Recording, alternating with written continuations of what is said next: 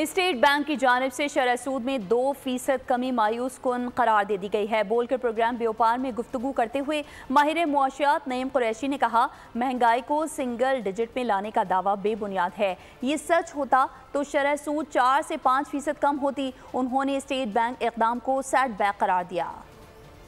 میں سمجھتا ہوں کہ 2% جو ہے وہ بڑا مایوس کن ہے جی۔ ایف پی سی سی آئی کے ساتھ مختلف چیمبر آف کامرس اور دیگر تجارتی تنظیموں نے 5% کا مطالبہ کیا تھا، اور مہنگائی کی جو صورتحال ہے، مہنگائی کو جب آپ سنگل ڈیجٹ میں لانے کا دعویٰ کرتے ہیں تو 5% کی میری رائے میں گنجائش موجود تھی، لیکن میں یہ توقع کر رہا تھا کہ شاید یہ 2.5 سے 3% تک جو ہے اس کو کریں گے۔ اس میں 2 باتیں ہو سکتی ہیں، یا تو یہ ہے کہ ہماری سنگل ڈیجٹ کے جو دعوے ہیں وہ درست نہیں ہیں، اور ہمارے ہاں بہت سارے ماہرین اس بات کو برملا کہتے بھی ہیں کہ یہ جو ہے جینون اسٹیٹسٹکس نہیں ہیں، کیونکہ اگر یہ اسٹیٹسٹکس جینون ہوتے تو یقینی طور پہ جو ہے پھر یہ 5% کم کرنے کی ہم پوزیشن میں تھے، اور اس کے نتیجے میں جو ہے ہمارے ہاں بزنس ایکٹیویٹی بہت بڑھ جاتی، بڑی لوگوں کی حوصلہ افزائی ہوتی۔